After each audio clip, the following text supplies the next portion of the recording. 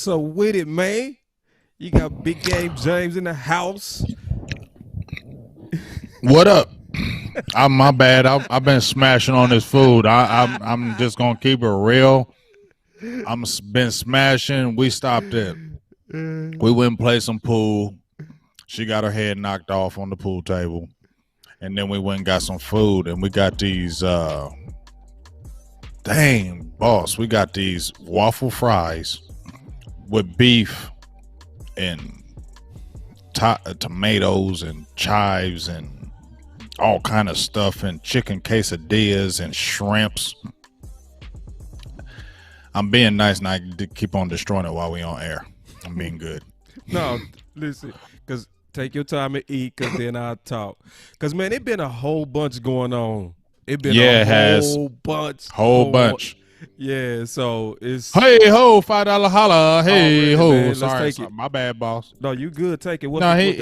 That's just my dog. That's just the ninja. He telling everybody get them damn likes up. He know what it is. Okay, yeah, yes indeed. But man, yeah, we freestyling as we normally do. You know, so yes, sir. Like, so you saw some things, I saw some things. You first. Well, I mean, the first big topic of the day has been Jalen Smith. I know you've been talking about it. I mean, he went to the number 9, Rondo number 9. He went to the number 9. Donovan Wilson went to the number 6. So nobody's really been talking about that. Everybody's been in the media. Tony Romo, number 9. I don't care about that because Tony Romo, I mean, he's not Troy Aikman. He's dope. But his number was you could play with number 9. And you know, I'm not tripping off him playing with his number 9 if it's going to make him play better. I do think it's a little bit of some marketing going on, in my opinion. But you know what? If it's going to make you feel like you're going to come in and play at an elite level, I'm cool with that. So that's, to me, kind of been the big thing, the number switches. But then when we're talking about camp, Dak Prescott is finally here. I ain't going to lie, boss. I want him to wear an ankle brace. I want him to wear an ankle brace. I still feel like he's limping a little bit. It could be me, but I felt like he was limping a little bit. Offensive line is back. Tyron Smith, La'el Collins are there. Zach Martin is there. You know, I'm interested to see what these guys are going to look like against this defense. Dan Quinn is very hands-on. So I guess I think that's the biggest thing is I'm really excited more for training camp. It was good to see everybody back. But I'm more excited to see what these guys are really going to do in training camp against these offensive linemen. Yeah, and I want to kind of cover what you said. I want to kind of unpack that one by one. Because first thing you talked about was 9, right? So I actually had a debate yesterday with a super Romo head because what I saw, bro, and the reason why I did that, like that's something that I wouldn't have done on a normal day, but we saw major reaction at the 9, and they was the Romo guys, and it was people that felt disrespected, and they felt like Jalen wasn't sensitive. That's what they was feeling, and so I had a show to let the Romo people get it out. Because I'm like you. I believe in whatever's going to make our current team have the psychological edge. I'm all for it. He already posted, if you follow Jalen on his Facebook, I thought he had that number 9 since high school. That dude had that number 9 since Little League. So obviously it's something that, we all superstitious. I was superstitious. Jordan was superstitious. He used to wear his North Carolina shorts underneath his professional Bulls shorts every game without fail, because in his mind, it put him at a state of greatness. So whatever it take, I'm all for it. And I like it from this standpoint. I want to get your thoughts on this, Big. To me, it put pressure on him, and I like somebody that's putting pressure on himself. What's your thoughts on that? I can agree with that because he is putting pressure on himself because he's already lifting. Because see, this is how he put pressure on himself because he said, "I've been rocking this number since middle school, grade school, little league, pee wee. Right. It's always been a part of me. It's what's made me great. It's what's made me inspire me. It's what made push me." So if that's the case, right? And everybody's been talking about you had a down year last year, and you possibly could have been cut. You possibly could have been traded.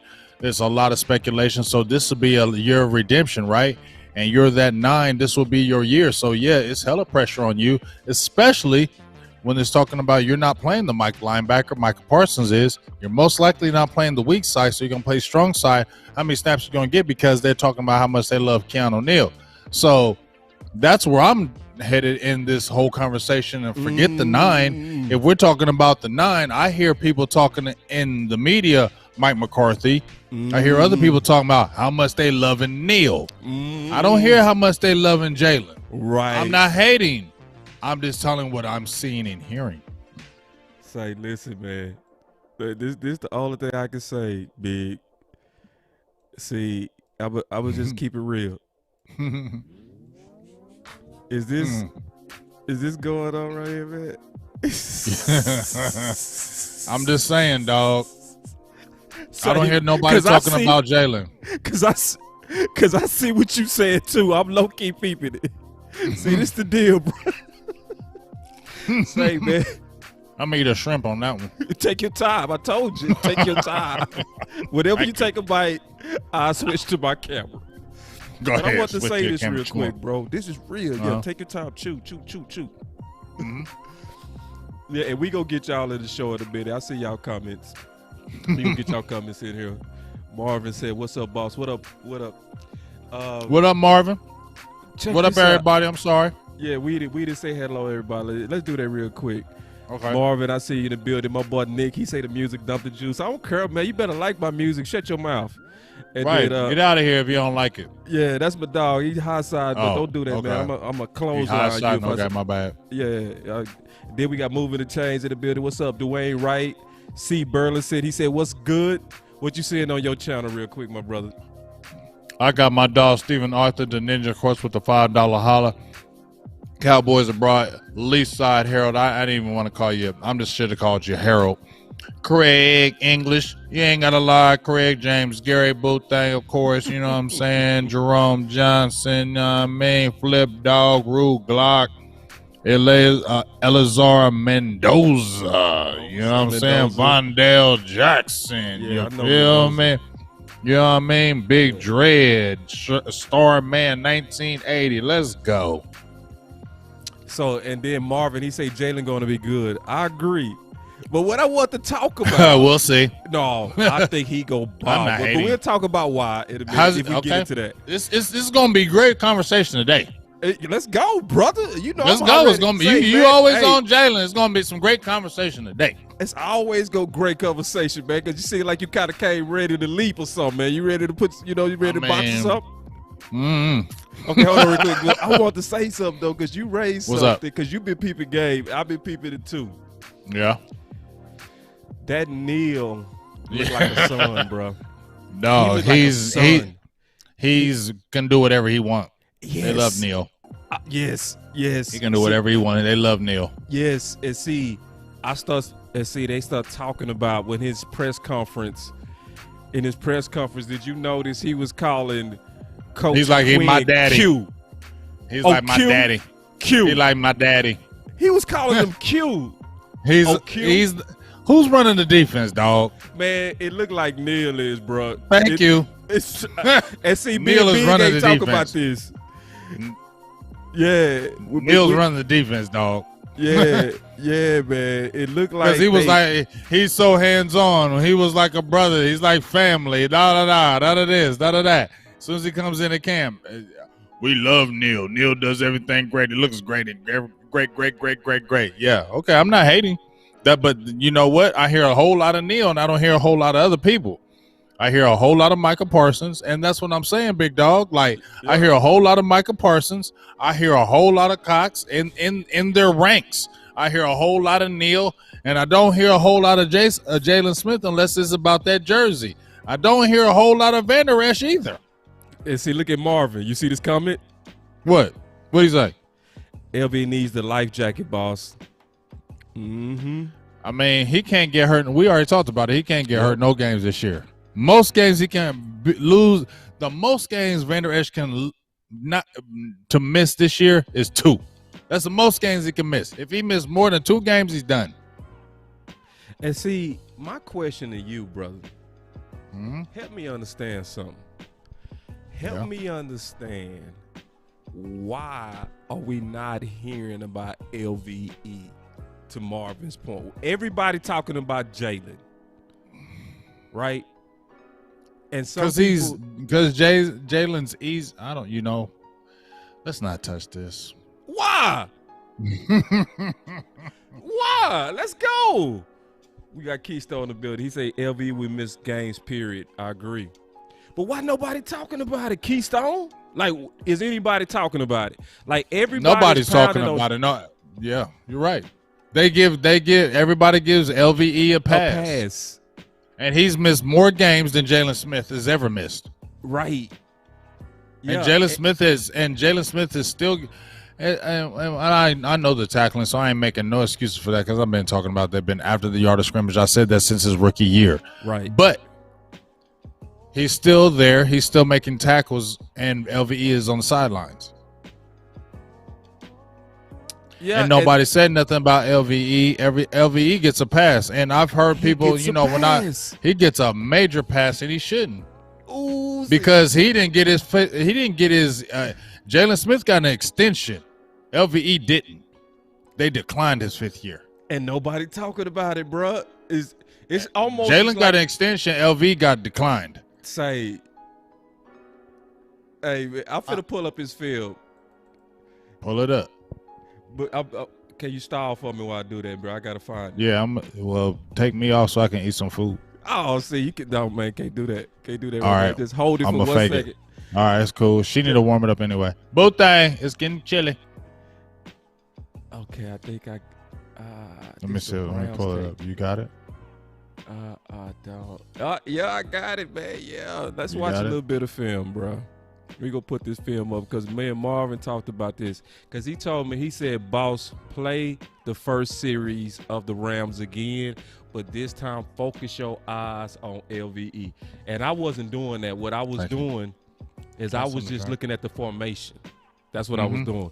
Now we finna get all the way into like LVE, because he said, boss, he said, you got to look at it. He said, I know you was looking at the formation, but look at LV and look at how he tackled.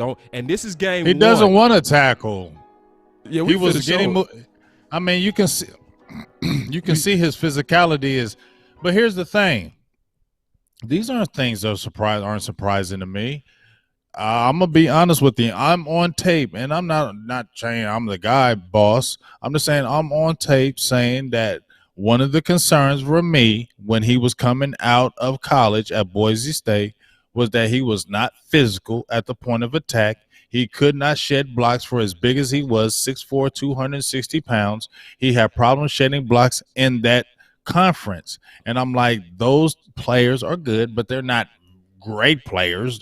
You're dealing with more average players. This is not a great, what we say. It's a good, division, but you're getting swallowed in these blocks. So I'm thinking that's going to be an issue, and you have the injuries. Now, look, 2018, Rod Marinelli, they go crazy, right? But once we seen him get hurt, he lost his confidence. You seen him don't want to contact. We can honestly say he don't want to contact. Can we say that? Yeah. I'm not saying he don't want to contact. Let me not say that. But I don't know how to say it, boss. He sidesteps it. Let me turn it down. Go ahead. Yeah, he sidesteps. Yeah. He moves away from it. He gets out the way of it.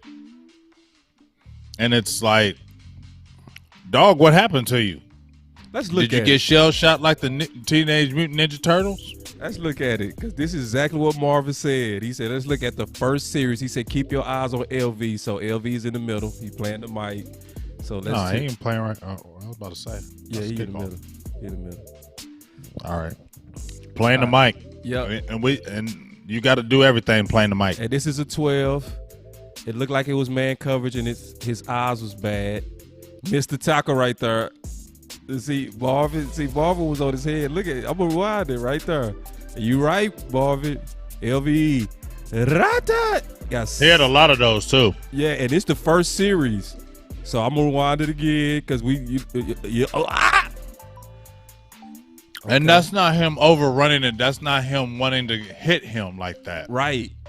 So this is play 2. We look at LVE. Because, come on, boss. You know when you're playing a game. See, listen, boss. You know this like I know this. Players can play it on tape like they're trying to tackle, but it's really not. They aren't not trying to tackle, but they can play it off on tape where it can disguise what they're doing. Right. And you know that. Right. Yeah. And so let's keep the tape going real quick. So now he got him. They look like he's right next to Tank. He's looking like he's getting ready to blitz. So we gonna see what happens. Because Marvin told me on one of these plays he got pancaked. So I'm waiting to see. All right. He's at the first series. Yeah. Really nothing right there. He was in the pursuit. All right, so we got LV. He's in the middle. Put your eyes on the middle. I think this is the play they said he get pancaked on, bro. I think this is all right. it. Where's it at? In the middle? Pretty solid tackle. I ain't mad at that. Rewind that. Give him his flowers right here. It's not too bad. He met him at the point of attack? Yeah, he met him, and he didn't go backwards. It's cool right there. But I don't see him. He can't do that every time. Right. So here we go again. I think this the play. He said he got pancaked. I'm waiting on it. So let me see. He didn't get pancaked, but he wasn't effective right there. Kind of got washed out. All right, yeah, so that was LV in the first series. So what it looked like to me is he missed one tackle. That was a bad miss. And then looked like his eyes was bad on man coverage on one, and the tight end got away from him.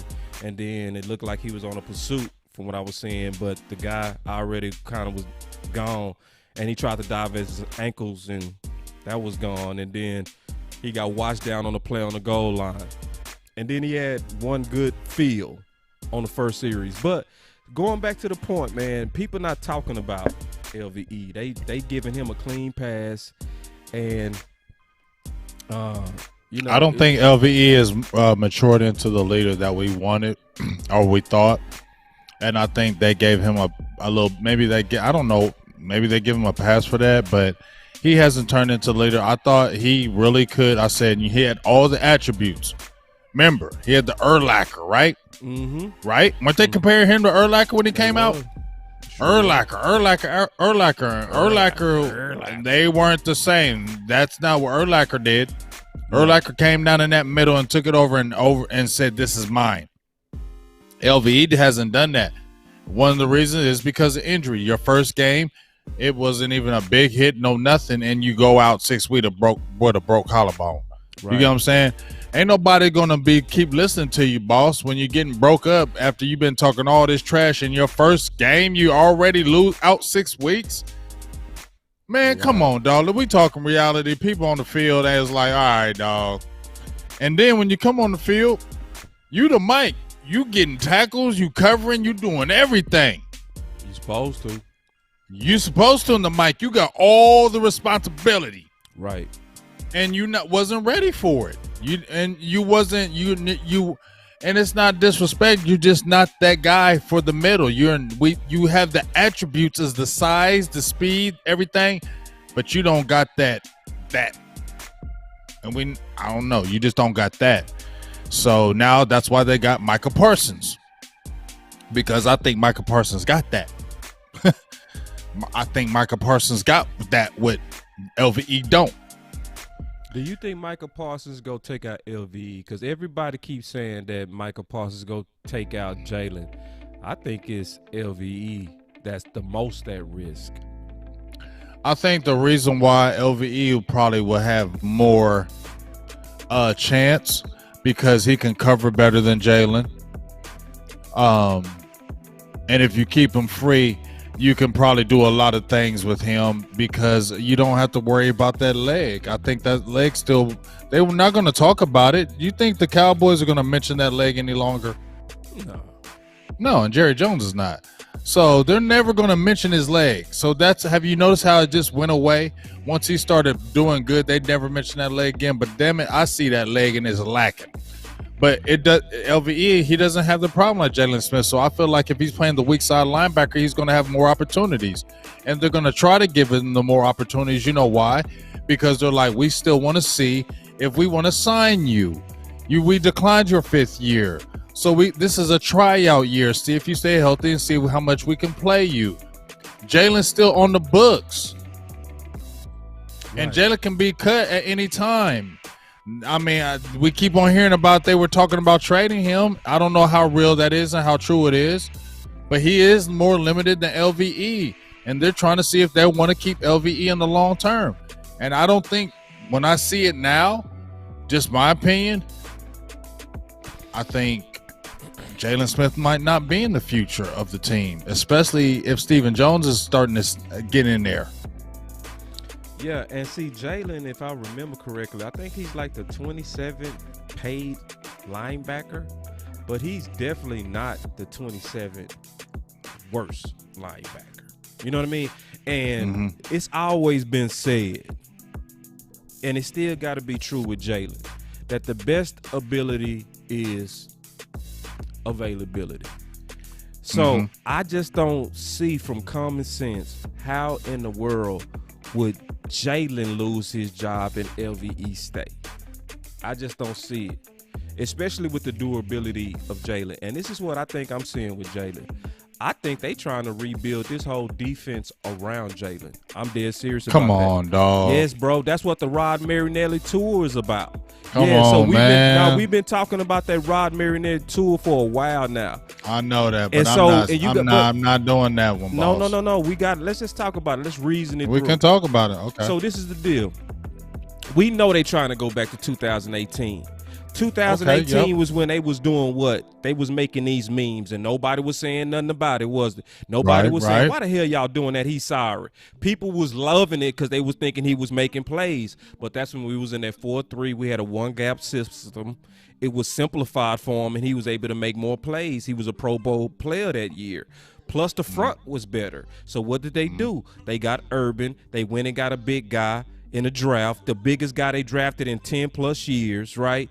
And likely, I don't believe they're going to run a 3-4, but even if they run a 3-4, it's going to have way more 4-3 systems. It's going to be a one-gap system, which is for Jalen.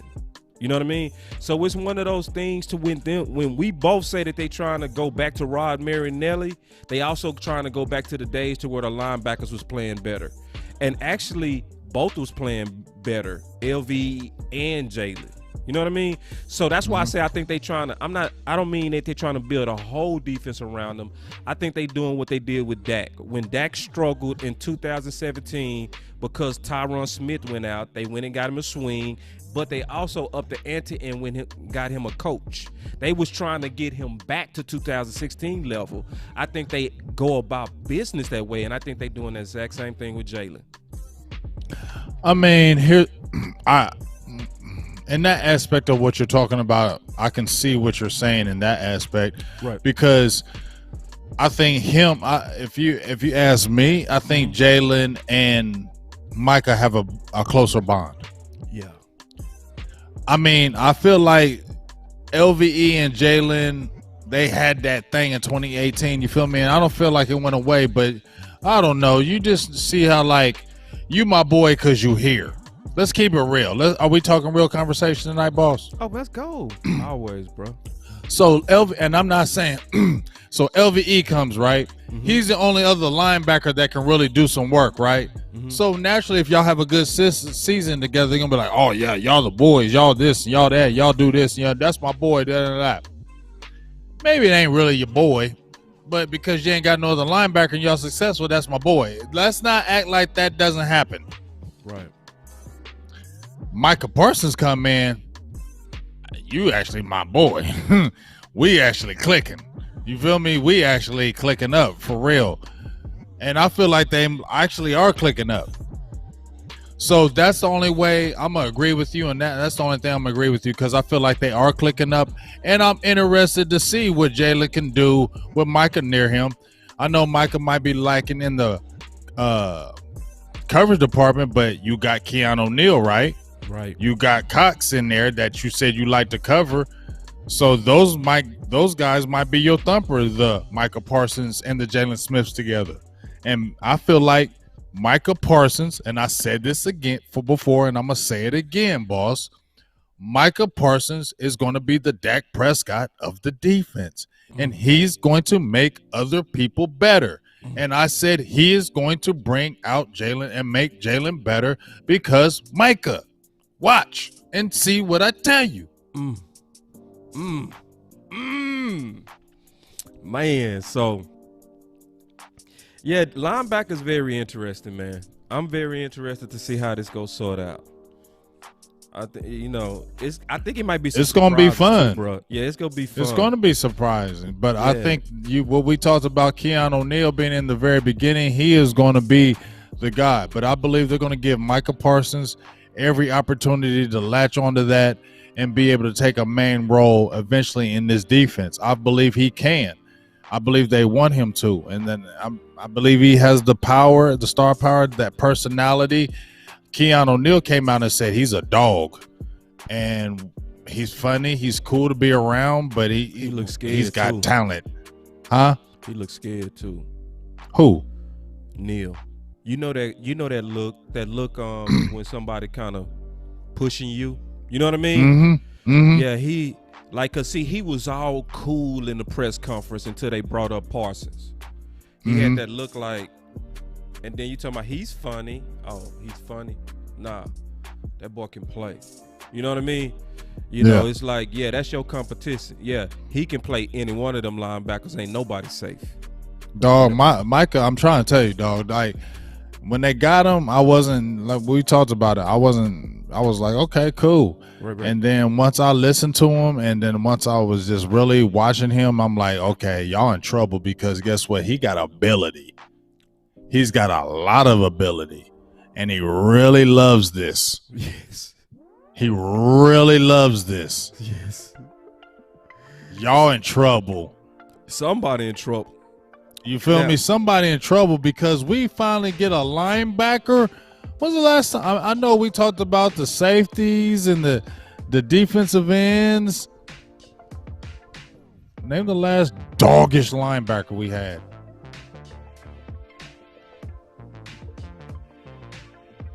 Sean Lee, 2016. That was it. That was it, right? Yeah. Who was the other ones before him?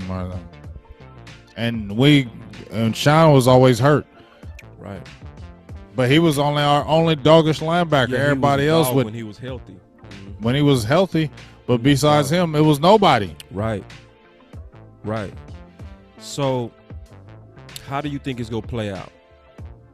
How do you think, like just? Because I'm going to tell you how I think it's going to play out. I hate to say this, but I was thinking they was going to use Parsons immediately. Now I'm starting to think that's not going to happen. I think they're going to run out Neil, Jalen, and it's going to be LVE. And they're going to do packages, sub packages. Maybe. And it's going to, I think they going to make them wait, bro.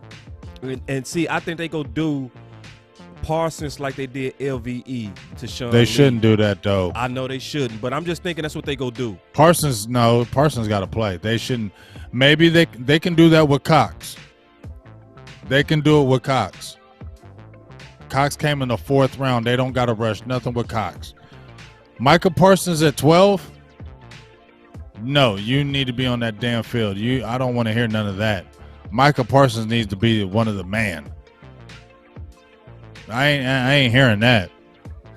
I mean, I know Neil's there. Jalen, you drafted him. He's 12th pick.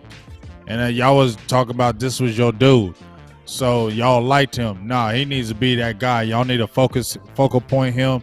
You need to put him as your man, and you need to figure everything else around him.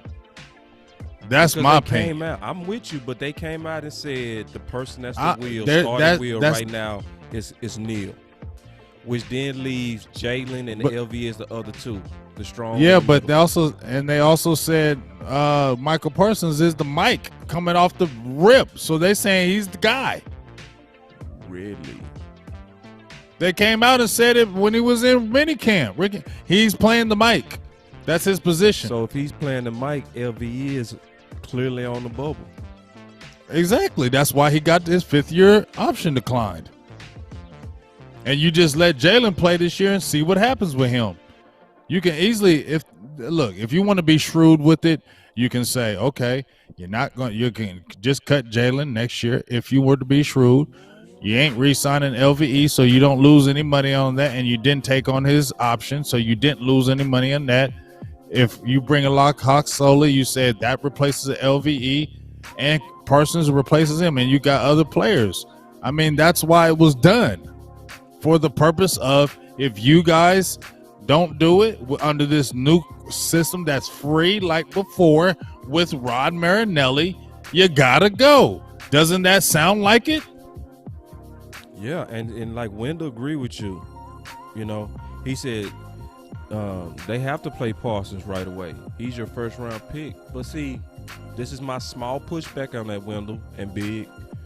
LVE was a first-rounder that didn't play right away. He sat for 3 LVE games. was 18th. True. 12th. Parsons was 12th. Yeah. That's 6 spots. It's a difference. It is a big difference in value. But we also know LVE was LVE right away. That's all I'm saying. They didn't. But Sean Lee, wasn't he still kind of healthy too? No. When what year they drafted LVE? 2018. No, LV. Yeah, cause see, we was having major issues with Sean Lee even then, because that's why we all knew we was going linebacker. But he wasn't out on no season-ending injury. What I'm saying, like he was in 2016 or 2014. He wasn't you feel out me? like that. Yeah, that's what I'm saying. They went in there with the fact of LVE still came in and played early, and once he came in, he was like, okay, we've been waiting for this anyway. We were ready to do this for you. You just showed us a little bit, so now stay in here. Okay, you need to already be doing that with Micah Parsons. You get what I'm saying? Because this is supposed to be your guy of the future. As I said before, if you really look at it, boss, we keep on talking about the Marinelli Apologist Tour. Right. It is. So if they're going back to that, they're looking at Jalen and LVE as if you're going back to the system where it's free. Mm-hmm. You don't have to do all that thinking. Right. You can just react and play. And if you can go back to that and you're not doing it, well, guess what? We got Micah Parsons, we got Jabril Cox, we're going to draft other players, and we don't have to worry about you any longer. Because if next year we can cut you, it's not killing the cap, and we're not re-signing you, so it's not hurting us. So why is Stephen Jones not feeling and saying that if he's cap guy? I feel what Marvin just said. I think it's going to be just what he just said. The grass will tell the story, fellas. It always do. I agree. I think it's going to come down to the grass. Whew. And I got to say something real quick, Big. Man, I like how this show look. Man, this show look good, man. I mean, you doing your damn thing, dog. I just wanted to say that, man. I was just. Hey, let's get some donations popping. I ain't even asked for donations. Let's get some donations popping, man. Get them super chats going, man. Get them super chats going, man. There's some good stuff, man. We put in a lot of work for this, man. Let's get these super chats. Even if it's $1 holla, $2 holla, and don't come at me like you begging for money. No, I'm not. I'm saying, look at the production here. My dog just put in work. We waited a whole month to reload this. 2 months. 2 months to reload this. The first episode was last week with the new design, and this is Boss putting a lot of hard work into this. Boss put a lot of hard work in this. We were talking back and forth daily. We was telling me, we're gonna change it up. We're gonna do this. We're gonna do that, and he's put a lot of energy and a lot of work into this, man. And you know what I'm saying? This ain't about just supporting me. It's about supporting us and the movement that we keep wanting to do and things we keep trying to talk about and trying to take this to another level. But when you see the hard work, man, appreciate it. That's all I'm saying. Right. And then obviously I'm going to say, super chats get poured. And get them damn likes up. Them shits is free as shit. Y'all niggas don't be liking. Like them shits. If you ain't here listening, like it. Yeah, man, we definitely got to hit that like button. You know, that like button that's lifeblood to YouTube. You know, a lot of people don't know that. And we go talk about Dak in a minute, but you're right. We do got to hit that like button. We have to. Gotta hit it. Yeah, you got to hit that because people don't know it really helps all the pages when we hit that like button. It's very necessary and it's quick. You know what I'm saying? So just make sure y'all do that. Hit that like button. It's real quick. And that tells Facebook that the content that we giving is desired. And then they recommend us to others and it grows us. So it's an easy way to grow the nation. You see what my man is doing? You feel me? Look at that. Yeah. See, he's doing the like button. He just showed y'all. And he's in there right now playing with his phone, liking that shit out of us right now. Look at him liking it. Just liking the shit out of us right now. Yeah, and that's the way to grow us. That's the real way to grow us is just taking your time and hitting that like button. And it's free. It don't cost nothing, you'll see us go to more people and you'll see the channels grow and the information grow. You make us powerful with those likes. Yes. But I want to switch the topic to Dak, man. I think we kind of let's talk about him because that was the second thing you talked about, right? And it's a lot with Dak, bro. I mean, Dak, man, Dak. Let's just talk about Dak real quick, man. Let's. I love Dak. Like Dak. Let me get it all set up pretty. Appreciate you, Miss Charles, for the $5 holler. There it is. Appreciate you. Love you. Appreciate you. Appreciate you so much. But like when you look at Dak, man, and what he was doing before he went out, this is him in week 3, man. That's crazy. That's first crazy. in every first.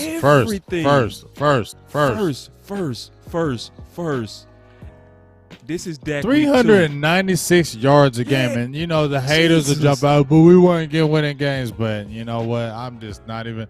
And this is not the excuse. You just stop it. This guy, he's gonna be even better this year, though. That's what's crazy. That's what's crazy. He's gonna be even better this year. Yes, bro. Like it's like nobody really looking at what kind of level he was on, because this is the sad part. Is Dak crazy performances was mixed with the worst defense in franchise history. So it took away from what he was doing. You know what I mean? If you just look at Dak in a vacuum by itself and just say, what did Dak mean to us? Man, dude, like what's getting ready to happen when I saw Dak come out, bro? And thinking about how he left off, I say, bro, man, this is the most unappreciated football player in the NFL. What's your thoughts on that, bro? But I mean, for sure, because everybody is always, I mean, not everybody, let me not say, but so many people are always saying he ain't this, he ain't that, he doesn't do this, he doesn't do that. It's crazy, but he keeps doing it. Right. You feel me? Like, yes. and it's like they always want to come with another excuse the next year. You know what I mean? When he was smashing the 500 teams, wasn't nobody saying shit, right? Right.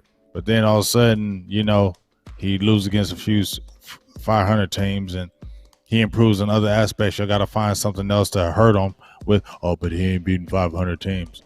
He's getting garbage time stats. That's the reason why he's doing for 400 yards. But you know what? When you're losing, hold up. But boss, you're losing 21-0, right? Right. Let's say you're losing 24-0, right? Right. How the hell are you supposed to get back in the game? You're supposed to throw the damn ball everywhere to get the ball, get back in the game. You got to throw the ball, right?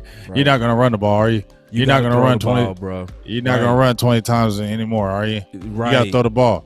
And if you're a good quarterback, you can throw you right back in the game.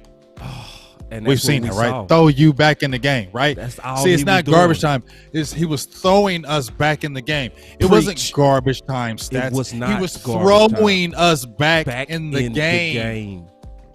Throwing us back in the game. Jesus. Preach that, man. You know what I'm saying? Boy. Not garbage time stats. Throwing us back in the game, because that's what you have to do. When you're down 24-0, 21-0, and you're in the second quarter, going to go to halftime, you need points. You're not getting points in the run game any longer. You got to throw you in the game, and you got to have a quarterback can throw you in the game because guess what? They're going to ease off a little bit, but they're also going to try to get opportunistic because now they may blitz you more. Now they know you're down. They know you have to throw now too. They know you have to throw damn near every play. So they're going to be sitting on the routes watching, looking for you to try to get interceptions, try to get turnovers, try to get plays on the ball because they know it's a higher probability that a turnover could come because now you're throwing the ball every time. But how many times do we see them bring us back in the game? Throwing us back in the game. In the game. Literally throwing us back in the game. And see, this is the saddest part too, man. This is the saddest part. Garbage time is a lie, bro. It's a straight lie. It's a fib. That's the worst part. It's people saying it is a lie. Only 12% of Dak's passing yards came when down by 21 points, leaving him with 4,400 yards. So it's exactly what you said. Then when you look at it like this, because I had to beat up my friend yesterday because he brought up garbage yards because all the Romo people do that. Mm-hmm. And I'm not saying Romo people because you can be a Romo person and not hate Dak. I'm talking about, I should say Romo coat, right? Because it's a coat. There's Romo supporters and there are Romo cult members. Now, I'm not talking about the Romo supporters. I'm talking to the cult people who go hate Dak because they still offended over 2016. How the hell is it garbage yards big for you to have most of your production in the second quarter? Most of Dak's production came in the second quarter. How in the hell is that garbage? Can you please explain that? No, because nobody can. You can't because it don't make sense. And then when you look at also the fact that Bobby broke this down, because Bobby is probably one of the best Dak defenders on facts. Yeah, he is. He'll kill you on facts. Oh, he kill you on facts, like especially with Dak. Oh my God, like this. He finds shit that you never knew existed about Dak. Exactly, like this one. This was a good one by Bobby. He said Dak was fourth in the NFL in passing yards when the game was within 10 points in either direction. Dallas was also 16th in the NFL this season in number of fourth quarter pass attempts when trailing by double digits, meaning their production didn't come from garbage in the fourth quarter. Right. So it's just what it is. But see, you know what? It's an easy, lazy. It is. It's easy because it's easy for the people who don't study football. Right. It's the truth. It's just the truth. People don't want to hear it, but people ain't studying the game. People who just turn on the TV and hear one person say, "Oh, that's garbage time. Look what he did." Oh, okay, yeah, that's garbage time. They ain't even looking up nothing. They just, yeah, that's garbage time. And so now, 5 people say it over and over again, boss. Now 10 people say it. Then 15, then 20, then 30. And then it becomes just a long, easy thing for you to use it as a crutch against somebody. But it's not truth. You just proved it right there. It's not truth. It's not true. And we watched the games where Dallas was losing, and the only way we were going to get back in the game. Wouldn't it be more frustrating to you, boss, right? Well, let me ask you this, boss. Yeah. Wouldn't it be more frustrating to you if you were, as a fan, if your team was losing by all those points and your quarterback couldn't throw you back in the game? Oh, my God. I'll be hotter than fish grease. Wouldn't you be even more mad when you knew your quarterback can't throw you back in the game? Can't throw you back in the game. When you know when it's 21-0, the game is over. Right. Did we have that? Did y'all honestly? You're lying if you did. You're lying. Did you honestly think when we were losing by them many points when Dak got the ball, we couldn't come back? No, we knew we could come back. We knew we could come back. We knew we could come back. We knew we could come back. And see, to your point. And you're lying if you didn't think you're lying. Because I said this during the season. I said Dak could have threw for 7,000 yards and it never would have stopped the belly aching. The only thing that we really needed to see is what was life again without Dak.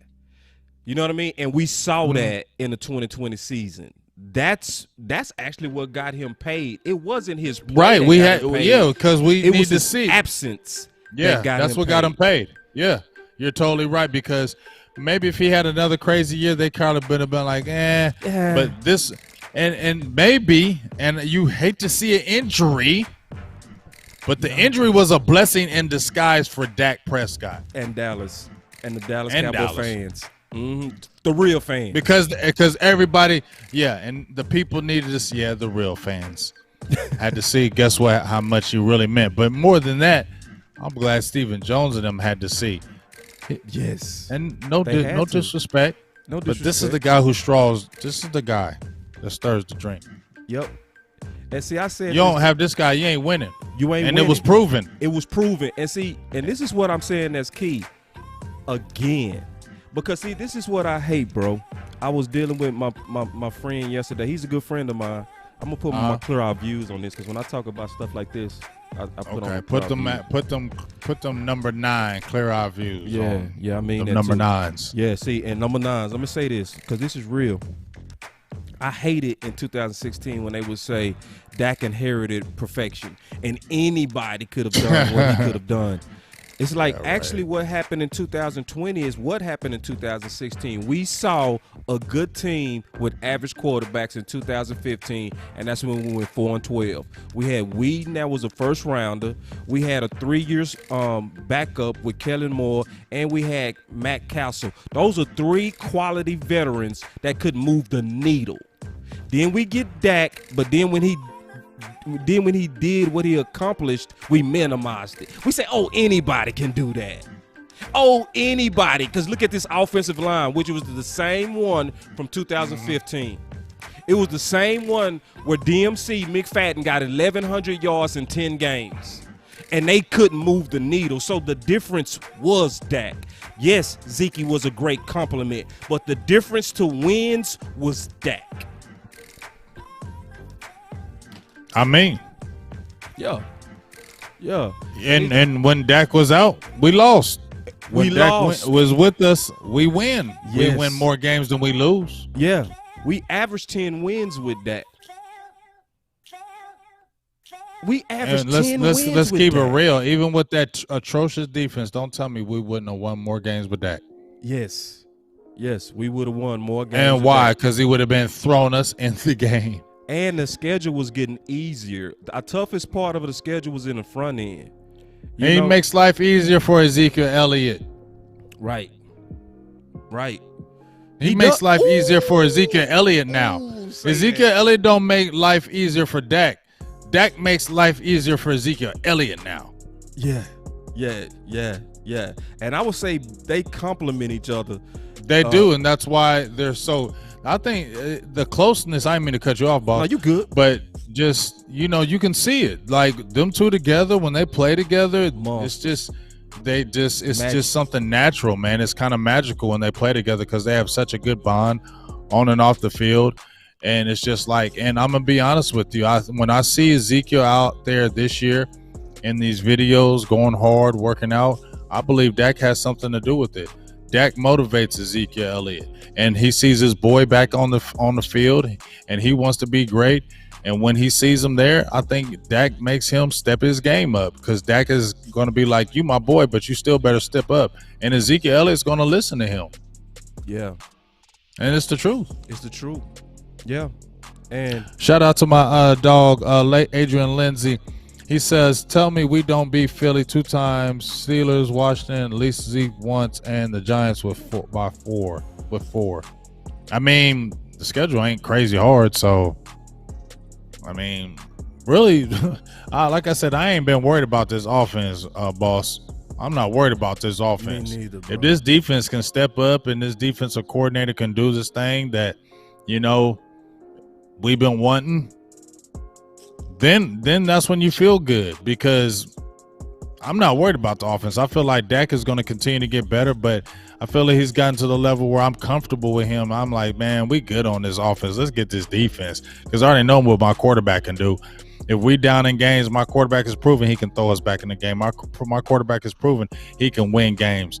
I'm not worried about them. Yeah, and man. Cooper's a dog.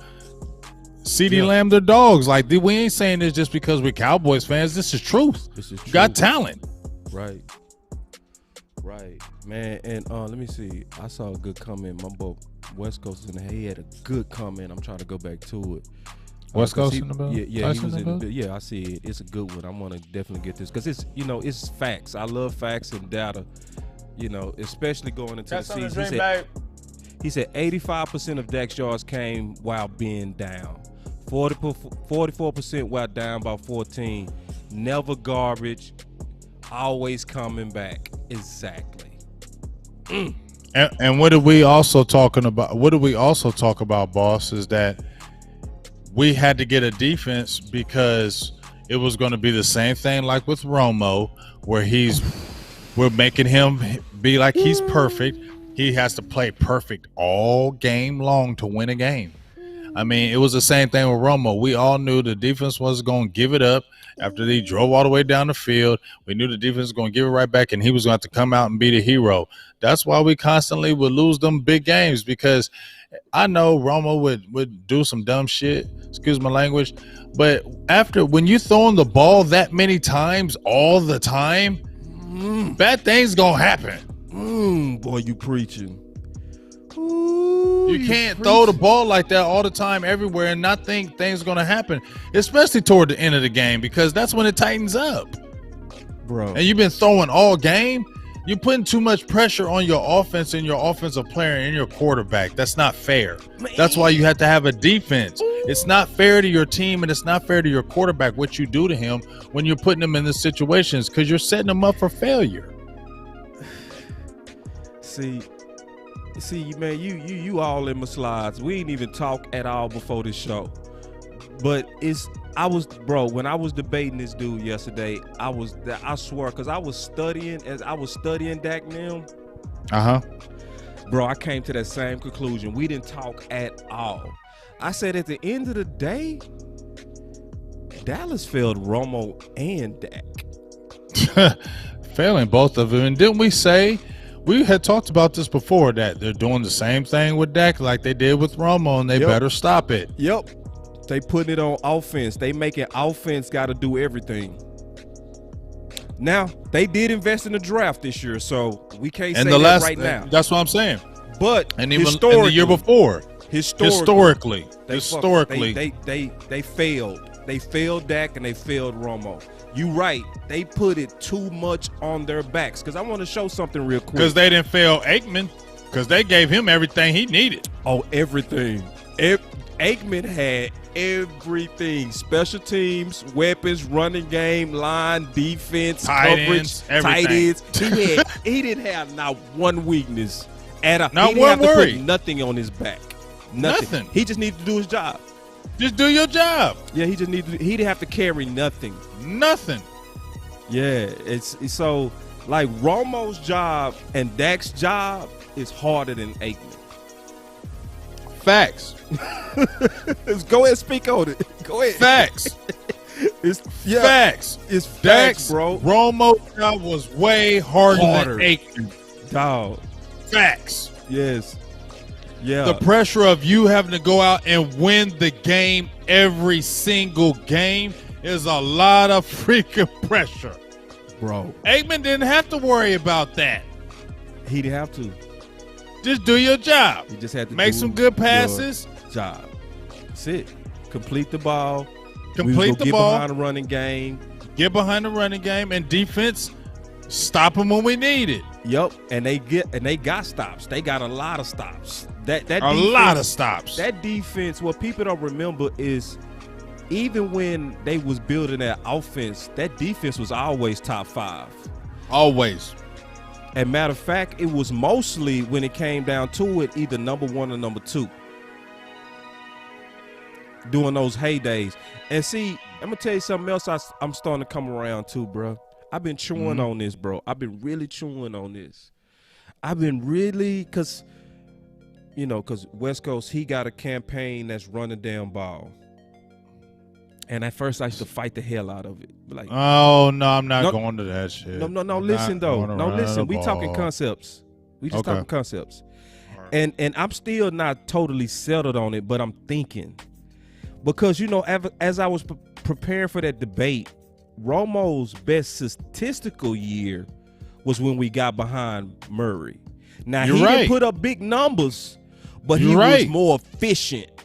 You're when right. we took the pressure off of him by running the ball, bro. And I then agree. when I look at the fact that we got Tyler back, we got, Connor Williams, obviously the weak link, but Zach Martin is back, and you got the whole line, bro. And I was just looking at Romo 2014, bro, and the amount of efficiency that he had, and we went 12-4. It's like I'm starting to go back, and I'm starting to really say, you know what? We might need to go back to boring-ass wins versus exciting-ass losses. If that defense is not really ready like we need them to be. Now, if that defense show up, or we can say that again. That was a great thing you just said. That I would rather have boring-ass wins versus exciting-ass losses. That's some true shit. Make sure you quote that shit up real good. Because that's true. Because I'm not gonna go say that we need to go full like the run game, but right. I definitely feel that it needs to be incorporated in a way where it's creative. Right. Yeah. I think that's what we're talking about. Yeah. Get the running game going, but be creative with the running game. Don't just straight up the middle. Sweep, right? Be creative how you run. Right. If you do that, then it gets more effective because I agree. We are all begged for, please, can we get this offensive line? Can we get some Romo to protect Romo? Because Romo has to throw freaking 50 times a game to win it. If we could just, we were always saying, if we could just get a run game, if we could just get this offensive line, we straight. And what happened? 2014, it came together. The pressure wasn't on him because Murray could run the ball and it took pressure off Romo. Then you could play fake and then he could sit there and he got the offensive line that's protecting, and then he could really be comfortable and not be stressed. Right. You feel me? Wasn't stressed. Right. And you have a two-headed monster in Zeke and Pollard. Use them. Especially Tony Pollard. It's okay if Zeke don't get 20 carries and Tony Pollard did because he's turning up and Zeke ain't. It's okay. Right. Run a hot hand. Get creative. It's okay. We still know Zeke a dog, but he ain't a dog this game right now. I'm going to the hot hand. It's okay to tell him chill for a minute. You feel me? We need to get in that mentality. Right. Stop worrying about hurting players' feelings in Dallas. Because we was putting up big numbers, bro. The offense can do what it want to do, it look like to me, big. You feel me? I think the offense, especially if now, I'm not for running. See, this is where I feel you. I'm not for run the ball if that offensive line is injured again. No.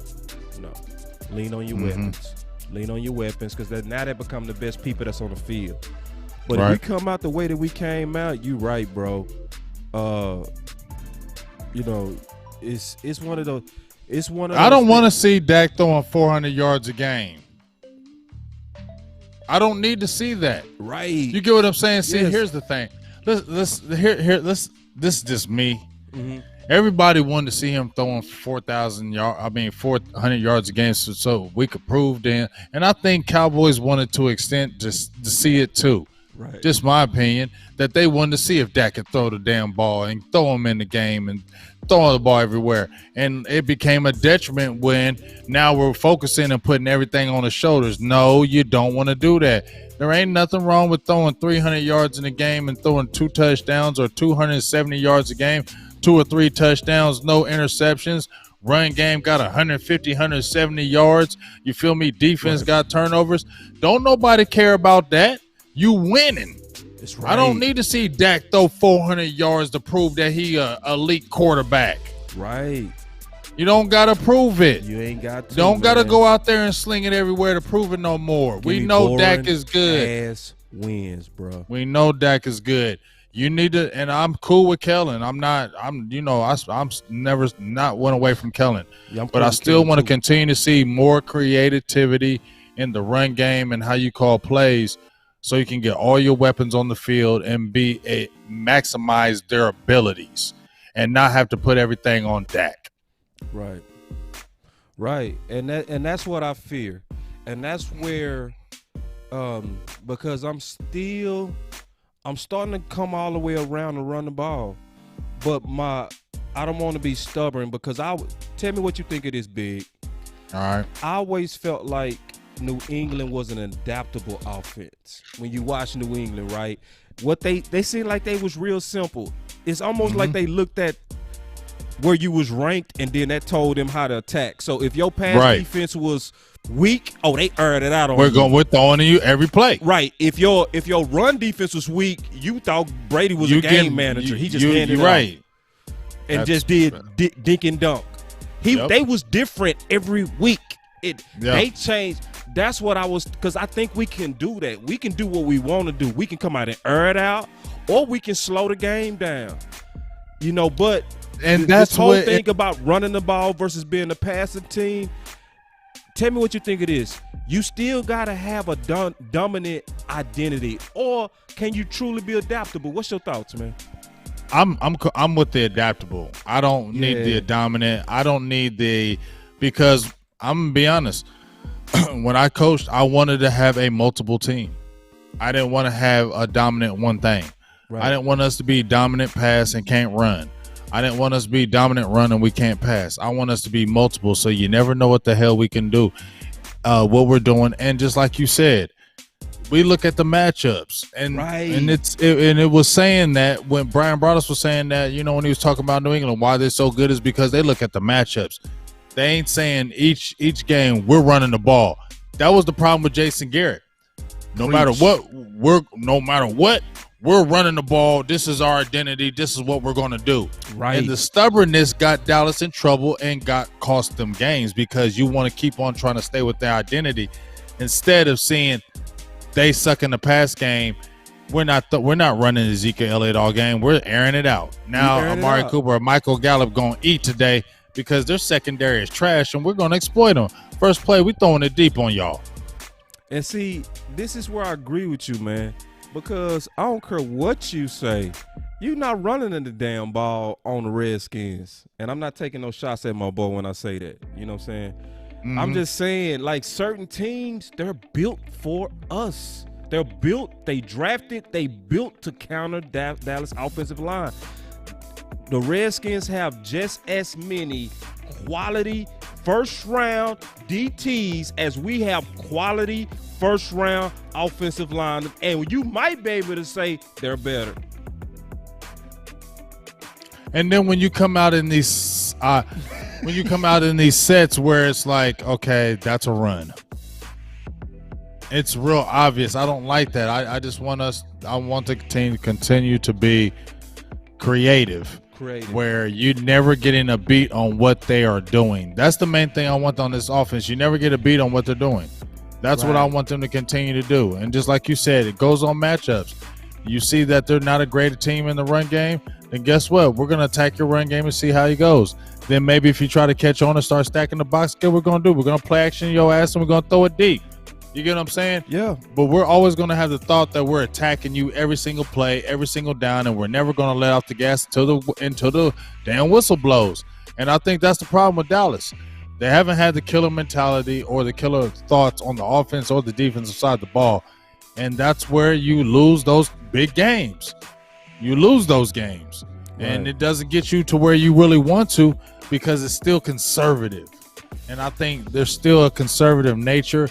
And until I see that conservative nature go away, Dallas can continue to play good, maybe get to a playoff game here and there. But you're never going to win it unless you get over that. Look, we all in. It don't matter who you are. This is what we're going to do. And I think Dallas needs to get that mentality because they got away from it. They did. And check this out, bro. I think it's a way for everybody to come out happy.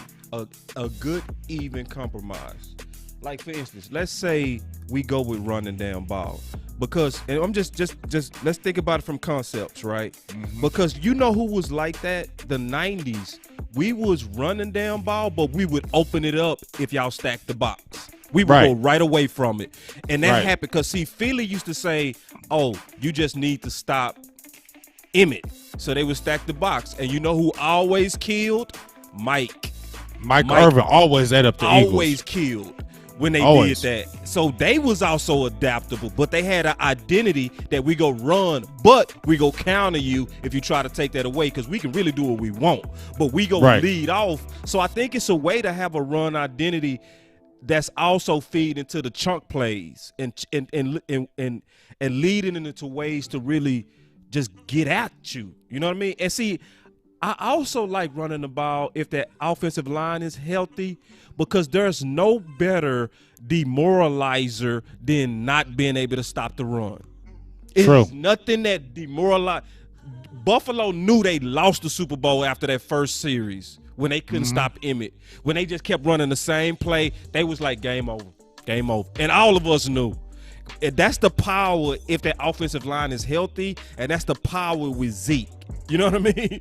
Like, you can pound grown men into submission. And it definitely can happen. And as I said before, we talked about it, Zeke looks like he's out there motivated. He's out there doing work. He's out there trying to get better.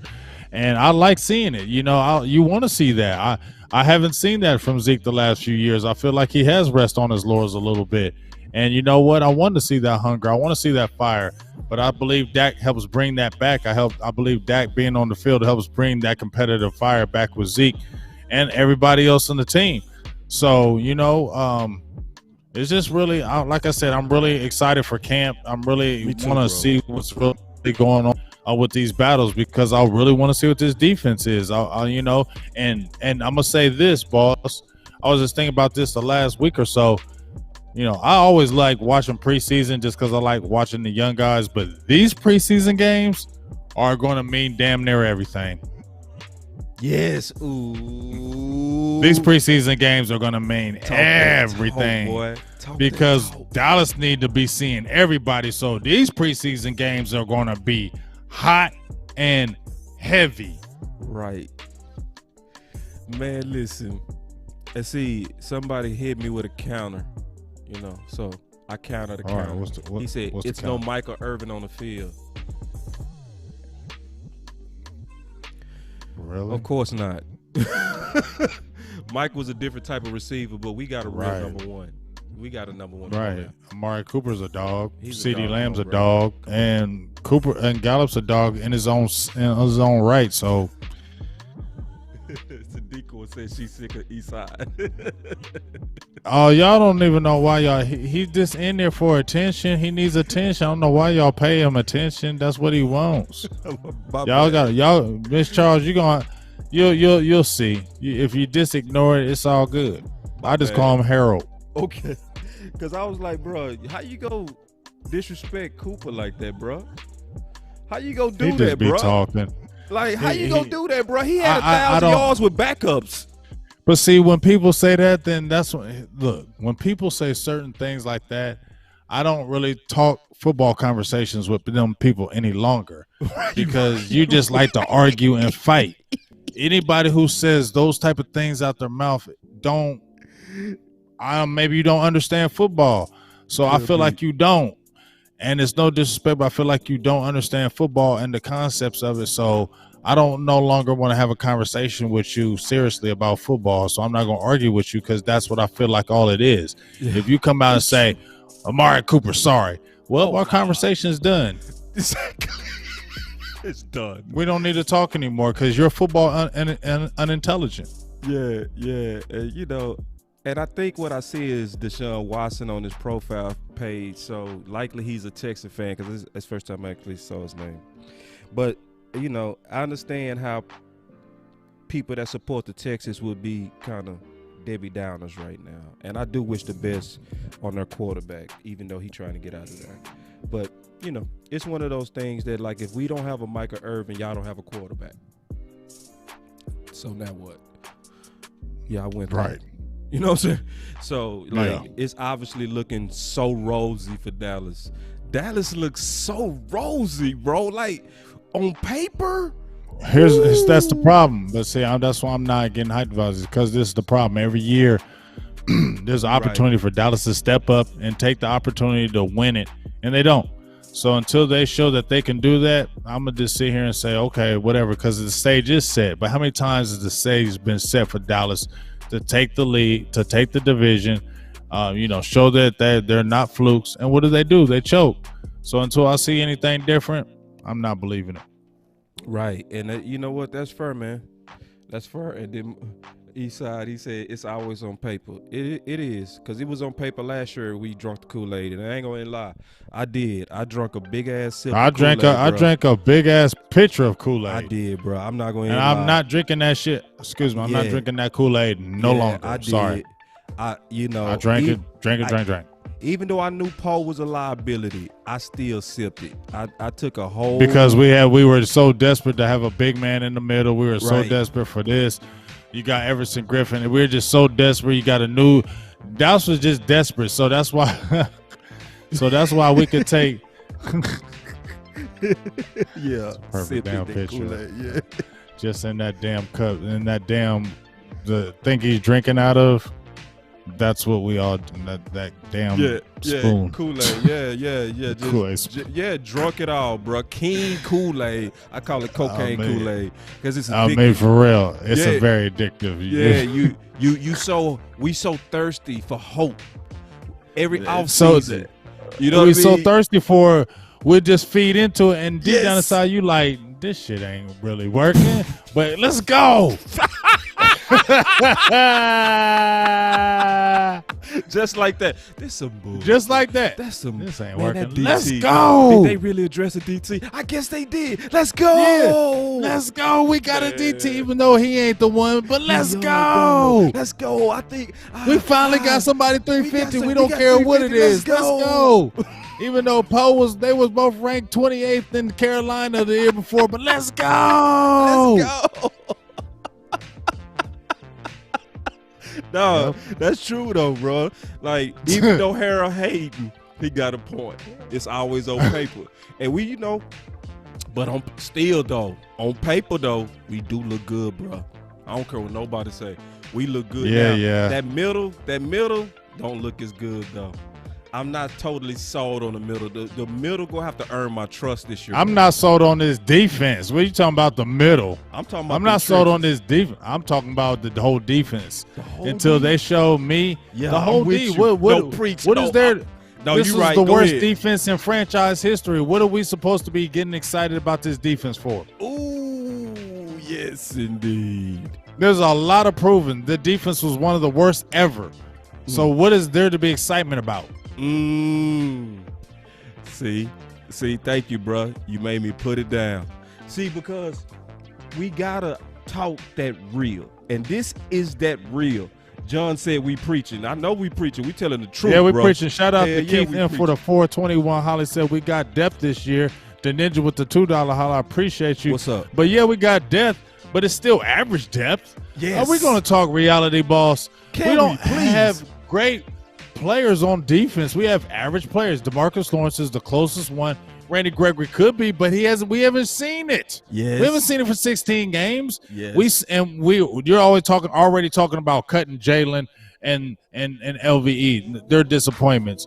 Who else was coming back that has been a staple with Dallas besides DeMarcus Lawrence? No one. And then you have rookies who haven't proven themselves. So what should we be jumping up and down about this defense for? Nothing. It has to prove it. Period. There's nothing to be excited about this defense until it shows something. And guess what? Do we really think you got Dan Quinn coming in his first year with all these different moving parts that are going to hit the ground running and be, this defense is crazy, ecstatic? No, it's not happening like that. It's going to be behind. But we got to see what it's going to be looking like mid-season. That's when we'll say, okay, what's Dan Quinn really about? Sword is sharp. That boy sword is sharp. He told no lies. He told David no lies, bro. Hey, let me give another shout out to we on the Loke Nation $5. I said, where's the faith? Man, please. Hold on. I don't understand. Y'all got to listen to what I'm saying. Take it, boss. Let me take that, bro. Please talk to him. See, we have faith, but we have to tell the truth. See, because we never want to be the type of people that feed y'all Kool-Aid. Never. Because then why the hell would you trust us as podcasters if all we do is pom-pom? We got to be able to tell you the truth before it happened. We got to tell you what we think is going to happen before it happens, so that when it happened, you know to trust us. So we not going to put our reputation on the line to be cheerleaders. I'm going to just tell you that right now. So yes, we are optimistic, but we got to be realistic. These are the facts. The facts are 7 years that Quinn was with Atlanta, he had a top 10 defense once. He was fired mid-season. And guess what?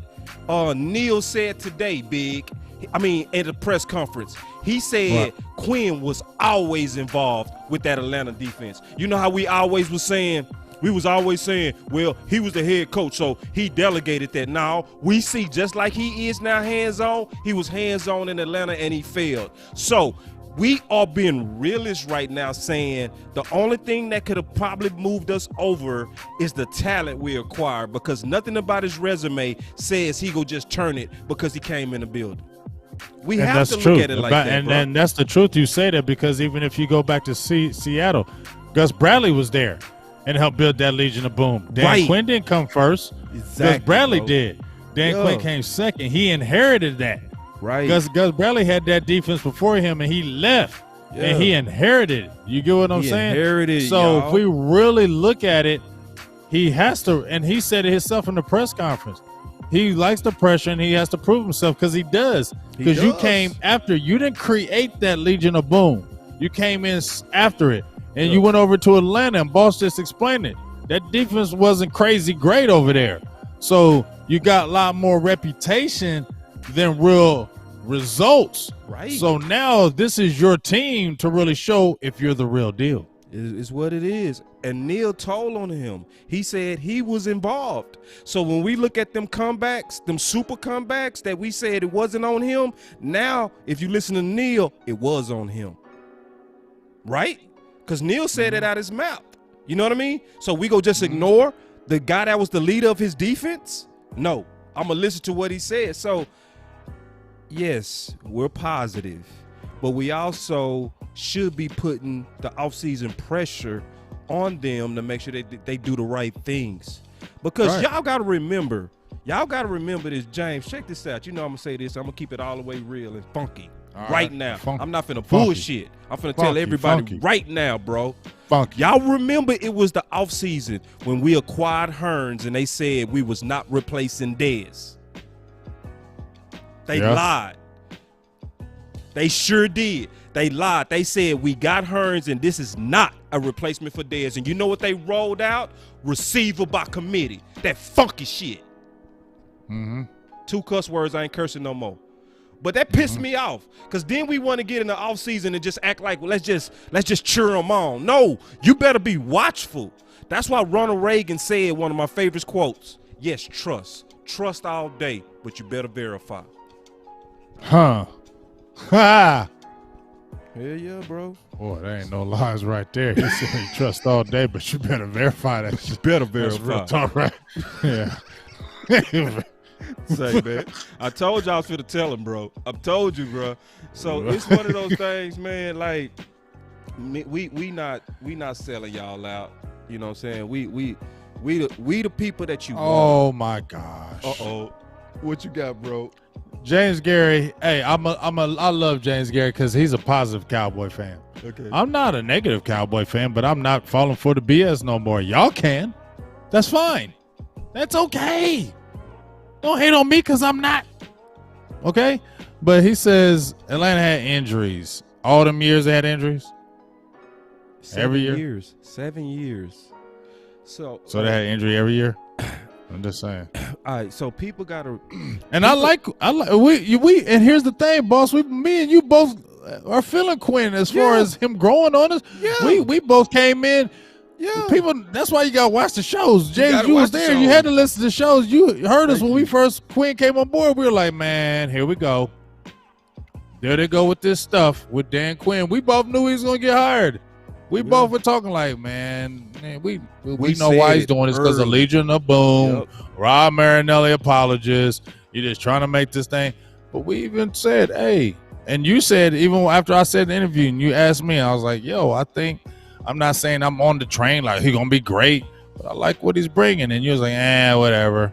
And then you came back around next week and you was like, you know what? I listened to that and I like what you said as far as him being more assured than this and this. So it's not like we ain't feeling the good positivity. But, dog, ain't nobody going to be jumping off the boat talking about this 12-4, 13-3, all that dumb shit now. I'm not doing that no more. No, it's certain things. Ever. It can happen. We know it can happen. We can get hot. Them rookies can be so damn good. I also said that too. Mm-hmm. You know, we can get hot. Them rookies can be so damn good that you just can't deny them. All we saying is at least keep your eyes open. That's what we're saying. And there are things that we should be watchful for. Like the fact, and I'm showing you, this is it. From March 26th, Stephen Jones said club didn't sign Allen Hurns to replace Bryant. This was the offseason. And guess what they were selling to us? Receiver by committee. And this was Dak going into year 3. And they literally rolled out this mess. Witten, Hurns, T. Will, Noah, Switzer, Rico, Hannah, Swam, Cole, and Thompson. Come on, man. And so we supposed to ignore history and say we not gonna watch what they promise, because they do. They offer Kool-Aid, but you don't have to drink it. We gotta be the type of people that say, you know what? Fool me once, shame on you. Fool me twice, shame on me. Because that means I wasn't watching your patterns. Because a real man and a real woman is not gonna listen to what you do. They go watch what you do. So yeah, for sure. So don't take what we doing as negative, because if you are, you missing us. This is reality speech. And let me tell you something. You want that, because how would we pressure the front office to do the right things if we just believe everything they say? You can't. You have to have a degree of skepticism. Gotta be some pushback. It gotta be some pushback, or they go walk on you, just like they did Dak. If Dak would have allowed them to, they would have made him be team friendly. Man, they would have. But he pushed back. And he said, I don't care what y'all do, I'm not doing this. And if I have to leave this team or this organization, which I don't want to do, right, I will. Yeah. So and that's what it has to be. Hey, let me give a shout out to my guy right here, though. Cool. He's the one that said, where's the faith? He said, we on the Loke Nation. $2 holler says, this is better than talking Cowboys. So I definitely appreciate you now. Yeah, I appreciated you before, but I really appreciate you now. Appreciate you all day. Yeah, I mean this. I feel like podcasters in general are better than most of the people that got the my boy Wes used to say blue check, or people that get paid to talk. Because you know why? We do this on passion. We do this on love. And we get paid based on y'all. We get paid based on the appreciation that comes from supporters. So we owe nobody but y'all. That's it. Right. So it's one of those things that where Big Game James is heavily invested with his heart. So am I. And I can name everybody else. I can name everybody. I don't have a super chat yet, Wendell. We almost there though. So yeah, he's go almost to there. Big Game James, and you can put it over there. And I shout out to my dog Deshaun for a $5 because where you at now, boss? Like 700? Yeah, I'm 300 away. I'm 300 away. Get them damn likes up so he can get that K. Yeah, man, I need to get that K. He get that K, get that super pay. Chats. Yeah, until I get to a K. Boss can't get them super chats until you get that K. So y'all need to go over there and subscribe to that, and you can get them 3,000 and them 300 in a minute. Right. That's nothing. You get 300 in a week. Yeah, and So I got 300. That happens. So all y'all who support Big Game James and all these Cowboys people out here, and y'all know Boss brings it. Y'all know he thorough. He got to get paid. Right. He got to get paid. That's right.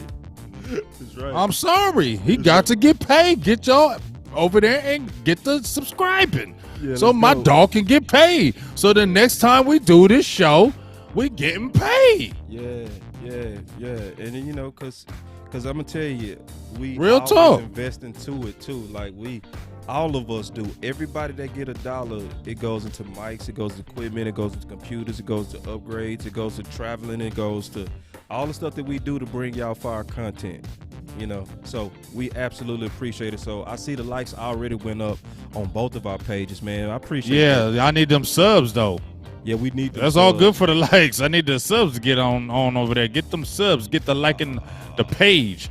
Because I want, know what? I'm already throwing it out there to y'all. I'm challenging everybody who F with Big Game James. I'm challenging everybody who mess with Big Game James right now. Everybody who mess with Big Game James right now, get over there. If you haven't, go over there and just hit it now. Boss Cowboy Sports on YouTube.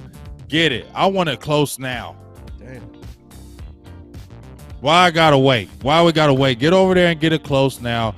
Cause why should he have to wait? Because why we gotta wait till Saturday for him to get paid to do a show with me when he doing shows during the week without me? Right. Get my dog. Let's do this, man. You know how much we love to do this, and y'all know how much y'all love supporting this, man. So let's go. Let's go. You feel me? We improved the channel.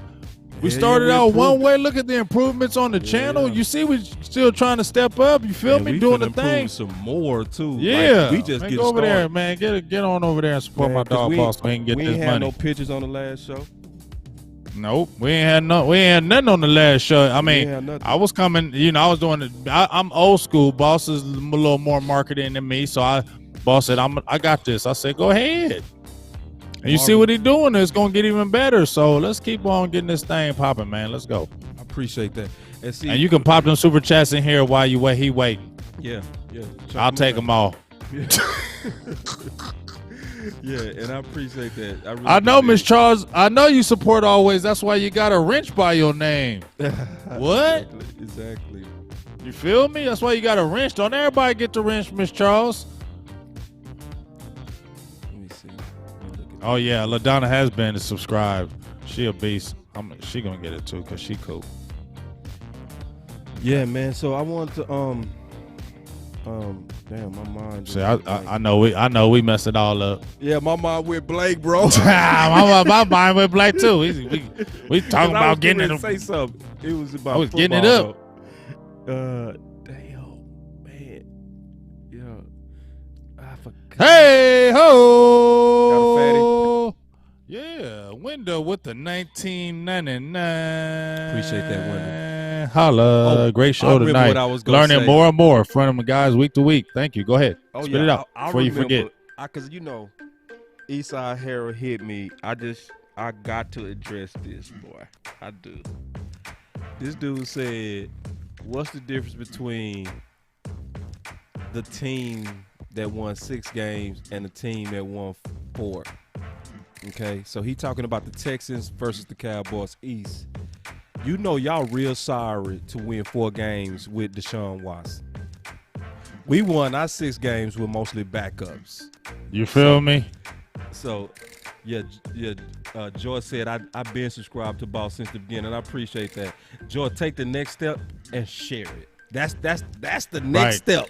Is sharing is caring. Share the page because that's how more people know. Yeah, take the next step. That was the first step. That's the first step. The next step is hit that share. That's the next step. Hit that share with some people that you know like Boss Cowboys. I mean, not Boss Cowboy. That like Dallas Cowboys content. That's how you'll help us get over to 1,000. I appreciate that too, though, for being a subscriber. And he said, I got you, brother. I appreciate that. All right. So, yeah, man. So that's the difference, Eastside, is y'all had y'all quarterback, and we didn't. You know what I'm saying? But going back to what I was saying. And just to bounce off one last thing about that. Yeah. If you're talking about, it's the funny thing that, Eastside, he doesn't have the same rules for Dak that he has with Deshaun because he's telling, Dak is a franchise quarterback. He should be able to do this and do that. It don't matter about the team. Well, Deshaun's a franchise quarterback. It don't matter if he lost. It don't matter if he lost DeAndre Hopkins. It don't matter if he lost this. Franchise quarterback can do anything and anywhere, anytime. So ain't no way she only lost 4 games with a franchise quarterback because franchise quarterback can do everything. And you still had J.J. Watt that last year. You still had some defensive players, and you still was getting your butt kicked. So, man, you know what? That's why I don't acknowledge you. Harold is cool as a person, but as far as football knowledge, I no longer acknowledge you as a football knowledge person to me. Harold, though, as a friend, We cool. But as a football, we and you will never go back and forth again on football because your football knowledge is lacking, in my opinion. Yeah, man. I'm gonna just see whenever the Texans talk about the Cowboys, this is basically what y'all doing. Exactly what the pitch is. You cannot talk about us without referring to yourself. That's just what it is. Like y'all. That was a good one. Oh. That's them. That sound like allergies. Yeah. Man. I'm allergic. I'm allergic to Texas. That's what it is. I'm allergic to them, bro. Or BS. That's what it is. So that like, BS. And I'm gonna tell you the key, Eastside. This is the key. I'm gonna be honest with you. I'm gonna tell you the whole key is because I lived in Houston. I played football. I got on U of H today. I played football for U of H. I know the spirit of your city. I'm gonna tell you what's going on. Y'all so envious of Dallas that y'all putting bad karma on you. That's what's happening. That's what's happening. So once y'all really decide to focus on yourself, all this bad karma go stop. Y'all cursed because the spirit of Houston hates on Dallas. That's what happened. That's the truth. That's the truth. That's the truth. Yeah, that's the truth. Because Houston always been like that with Dallas, even when the Texans weren't around. Yes. They hate Houston on Oilers. Us. Yes. They're mad over 93. They mad because Buffalo came back. They experienced great epic pain as we was experiencing great pleasure, and they're haters. They're envious. They're our little brother, and they watching us reap the title of America's team and all the attention that comes with being who we are. And they just, they hate us. But y'all putting bad juju on you. Like nobody can have worse luck than y'all. Y'all luck is the worst. You lost Harden and you getting ready to lose Watson. How do you have a city that cursed? Yeah, because you always worrying about something else you don't need to worry about. Right. Worry about your squad, worry about your team, and get Dallas at your mouth. That's it. You'll be a better team and a better man because of it. Yeah. The wrath of God is on you guys. Until y'all get that hate out your heart and you stop that Cain and Abel spirit that y'all have, y'all go. That's what it is. That's what the damn it is, Cain and Abel, for real. Trying to slay your brother. You evil person. You will never win anything. God will curse you, and y'all are cursed now. Right? Why you ain't winning shit? Man, ain't nobody ever. Hey, that's funny. When Texas fans talk, I just be laughing at them, bro. I don't even try to argue with a Texas fan. God. For what? Why is there? You get what I'm saying? Like, yes. Wow. I don't even argue with a Texas fan for what? Oh man. Hold on. I think you got a super chat. Who? Marvin said super chat. Do Kellen know how to use the running game? I don't know. He needs to get more creative. That's my thing. I think Kellen does know how to use the running game, but get more creative with it. Right. You feel me? I figure some other ways out, but we were missing some offensive linemen too. So you're missing an All-Pro and Leo Collins and All-Pro and Tyron Smith and Zach Martin missing games. Travis Frederick gone. I mean, you're going to have some issues. So maybe you get more creative with better blocking. You get what I mean? And your guys aren't hurt. So we'll have to see how that goes. But I still feel like even with the offensive line being good and back, you still need a little more creativity in that run game. Just a little bit more juicy with it. Yeah, exactly. You know what I'm saying, boss? Yeah. Just it seems kind of boring. You know what I mean? Our running game just ain't exciting. I think Marvin got an excellent point, man. I think he hit. What he say? No, just on what you talking about too, because it's still on the point you're talking about. Mm-hmm. I mean, not Marvin, but Kellen is almost like Zuckerberg, where you came up too fast, where you kind of forget some of the old school principles that sometimes you need to have, like establishing a run. You know, because Kellen is he's a running gunner. He want to speed. But look where he came from. Right. Yeah. He came from a Boise State team that was running gun. They didn't have a major one. They ran a little bit. They had an Ian Johnson or something like that. He was a good running back. But they weren't a major run team. They were spreading you out, throwing the ball, slinging it everywhere. That's what he knows. Right. And then you had Scott Linehan. Was he a big running court? He was throwing the ball everywhere too. You feel me?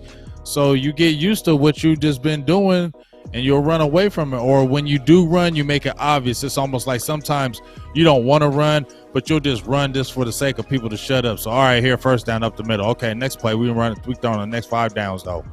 Right. You know what I mean? Because Totally. I've seen coordinators do that. You've seen it too, boss.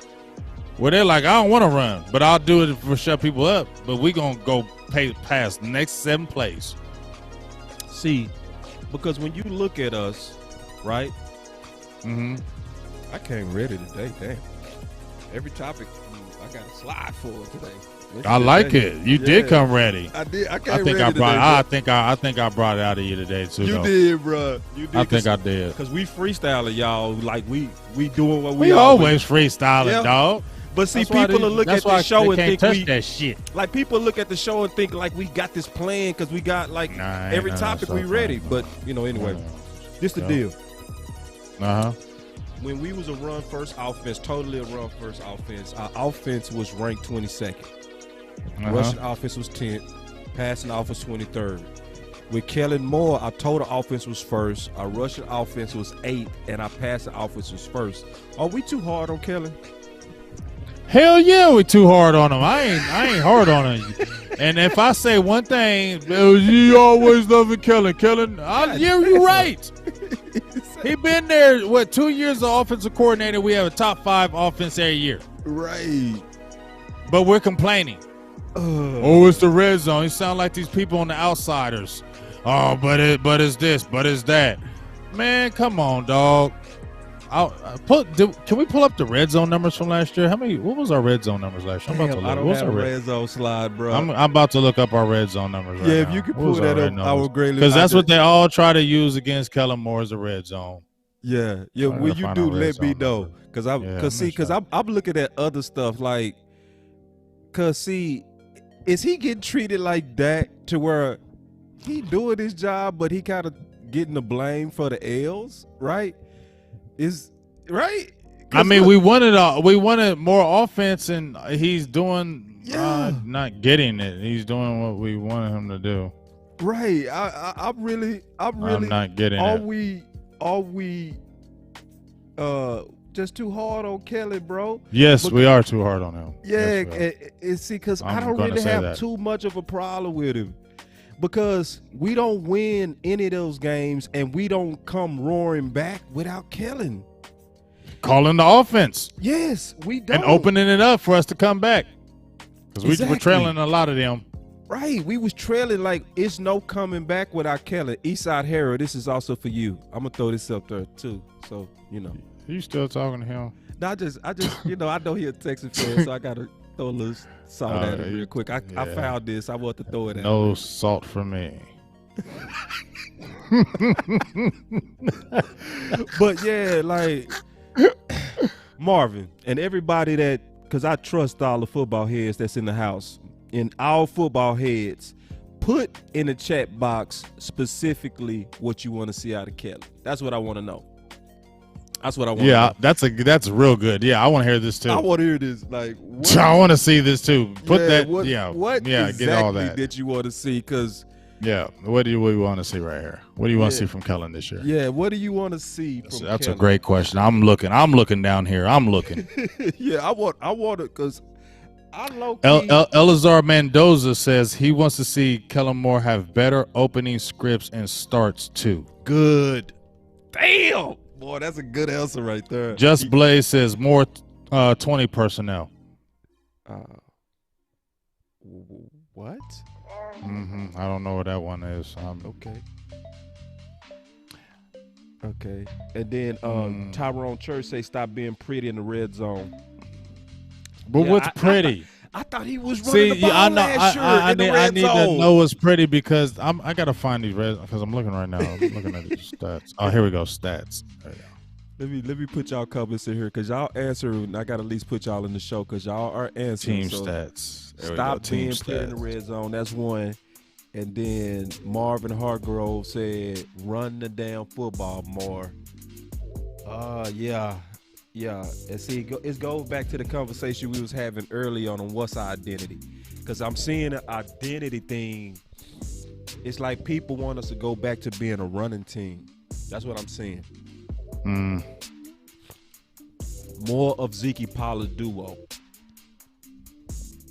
Yeah, I like this answer by Joe. I like what Joe just said. He said, I want to see him figure out identity early in games and put our players in the best position to succeed. Right, and that's why we're talking about identity now. That's exactly why we're talking about that. It's because that's why we was talking about. I mean, we were top 10 scoring offense, though. I mean, we're right below the Chiefs. Yeah, right below. I'm just saying we're right below the Chiefs. In total touchdowns, we have 42. Like, the Chiefs had 45. For all that explosive offense that they had, no, they had 57. Let me take that back.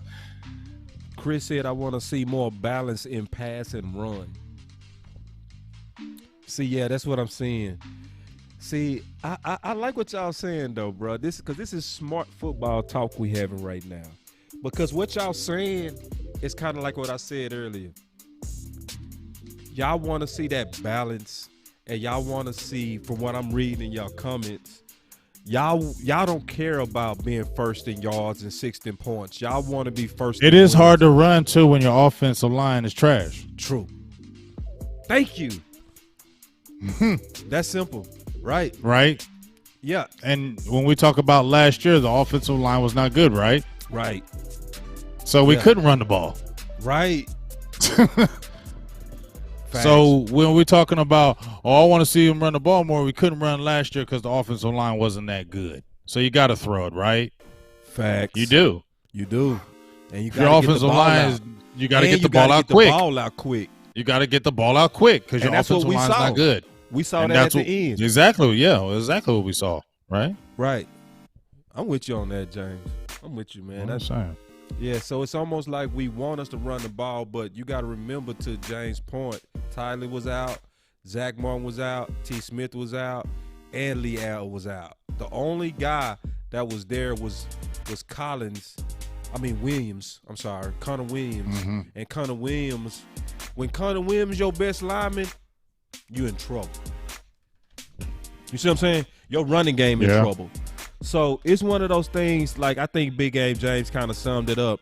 We can run a run, but you also got to have the personnel to run. I think that's just football 101. It is. And we both know if you can't run, you got to throw the ball quick passing. Get it out. And we did. and then what I like is it was smart to do that, because what was left that was our best was our weapons. So put the ball in the hand of because we ran it up on Philly because we was putting the ball to Cooper and Gallup. We didn't stubbornly run. We kept distributing the ball to our weapons, and we was taking advantage of the mismatch on Philly part 2, and we skunked them. You know what I mean? To me, I got to give Kellen Moore and McCarthy their flowers for that, because to me that's the scheme that you needed to do, and they did it and they executed. I'm not too mad on Kellen, man. I'm cool. And then I say this, I know you go feel me on this big game. I'm gonna put on my clear out views, because I'm already feeling you on Kellen. Now people been bashing me because I like Kellen, and I'm not moving away from this statement. He's going to be the next head coach too if Mike McCarthy don't work out. I wouldn't be mad. See, because I'm gonna judge Kellen. I'm gonna judge Kellen because I put on my cloud views, and you know I'm serious when I do that. We got to look at Kellen like we looked at Dak. See, what we did with Dak is Dak was young and growing and already on an epic level, but we wanted Dak to be year 5 by year 2. I think that's how we're doing Kellen. We want Kellen to be a 7-year offensive coordinator by year 3, right? And I look at him like Dak. When you start the way that you are, and you still green, but you putting up number 1 passing offense, total yards offense, number 6 points, That mean as you mature and gain wisdom and go through more wars, you go just get wiser. Why would we throw him away?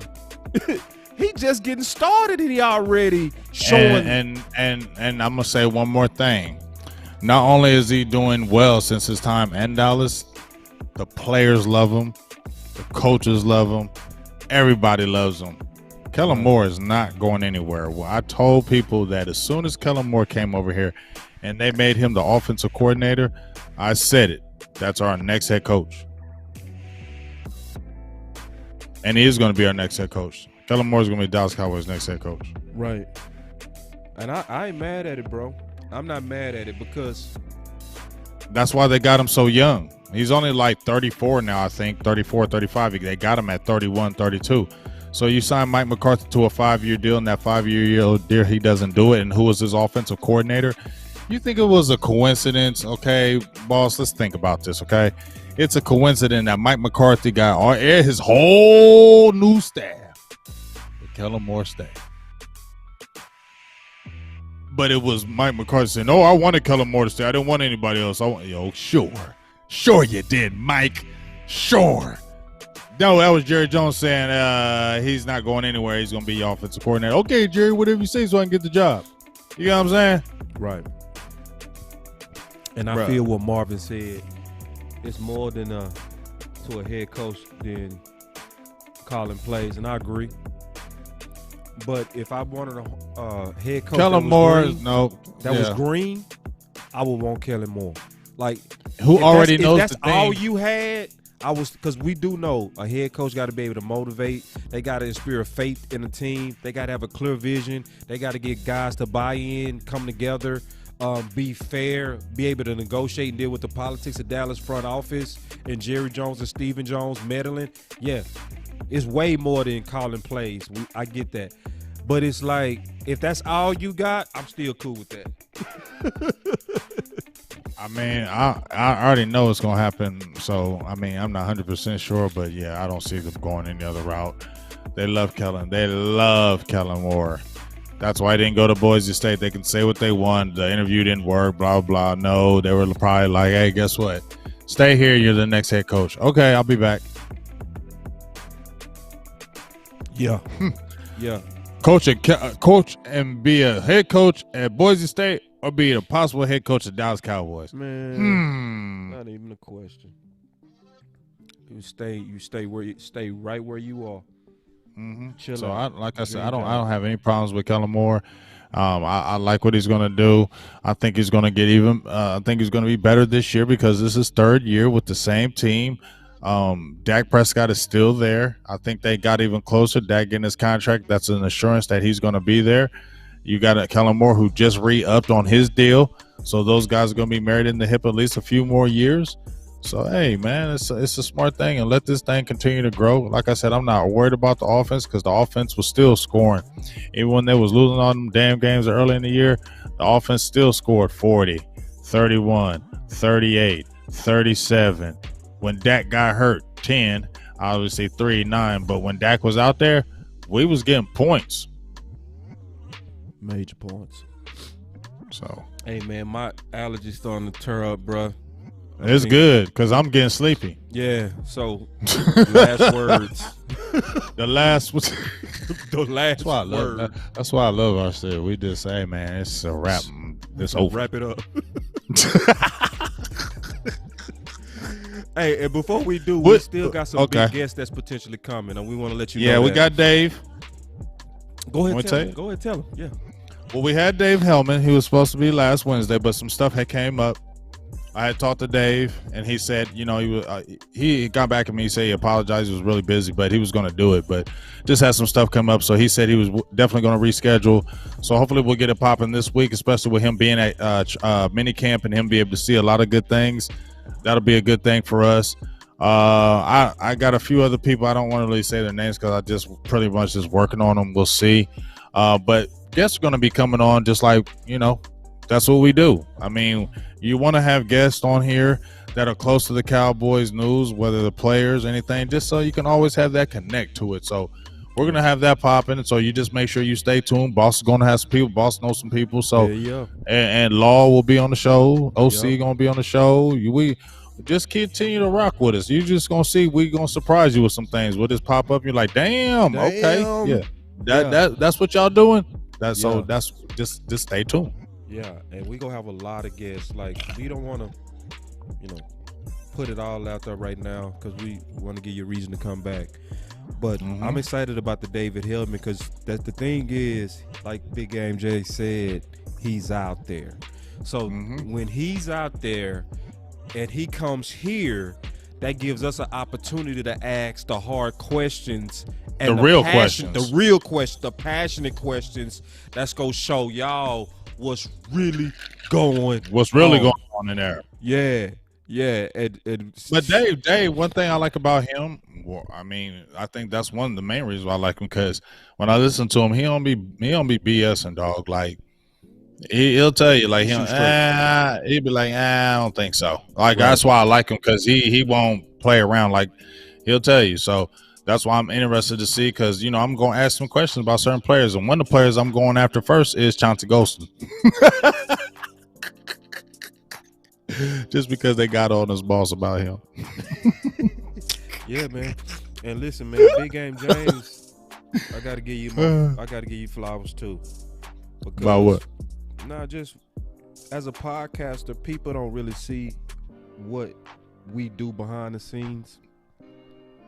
And I watch Big Game James, and I see how hard he works, how hard he networks, how hard he fights to get real quality interviews that's gonna really show what's going on. And I gotta give my flowers to somebody that's grinding like you do. Like, this is why the super chat should be real off the chain right now, because he hit me up super early this morning going to work. He worked 12 hours and then say, boss, what time we getting on? You know what I mean? No sleep, come in, grab some food real quick. That's why he was eating when he got on the show, because he grinding. You know what I mean? And obviously I'm grinding, but I'm saying I appreciate how hard you work, bro. I really do. And I see I appreciate that. And people don't know what goes into what we do. But I just want to say, as the final word, you the shit, bro. And you deserve a whole lot of flowers for the content you bring to Cowboy Nation.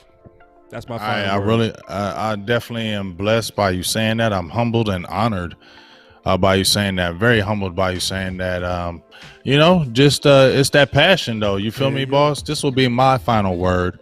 I think it's just a passion. I really just what you said about the interviews, and this is definitely not toot my own horn, but just what boss said. I go after these people, and if y'all only knew how many no's I get.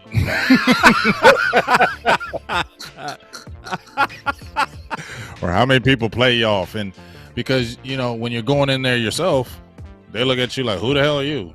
So you really got to present yourself in a certain type of way to get these people to talk to you, because some of them want paid, some of them won't talk to you because they want the clout, and they're like, you ain't nobody that gonna give me clout, so I ain't wasting my time. So you really gotta be able to speak to these people to get them on. So right. And I've had guys say no, and then come on, and I've had guys that I've seen my messages and then take 6 months to be like, yeah, let's do it. And I'm like, for real? But I think the end result will finally get them there, and then we get to get real questions, because I always tell all of them I'm going to ask you real things. So before you come on, make sure you're ready for that. I'm not going to ask anything disrespectful, but it's got to be real, because there's no point in coming on here if we're going to just be fake about it. Then I don't want nobody on here. I'll just do the show myself. You get what I'm saying? Yeah. It's gotta be real as shit. So, and that's why I try to bring for the people. You know what I mean? Because I know if I was watching on that end and wasn't on it, doing anything like that, I would want that. I would want the realness. I want to see, when you get somebody, I want real questions. Don't ask that flugazy shit. Ask them the real stuff. That's what I would want. And so that's what I just try to do for the people, because I know what I would want And so that's what I would try to give. And, you know, when I do this, I don't do this. I try to tell people I don't do this for myself. Of course, you do it for yourself in a way. But I really like doing this and getting shit for the people and really getting stuff for the Cowboys Nation. It really feels good to do it. True story. And that's my final word. I love Cowboys Nation. I really love doing this grind and just trying to get the best for y'all every day. And that's my final word. That's the final word, man. Stay with me, Big. I got you. Y'all. Much love. Peace.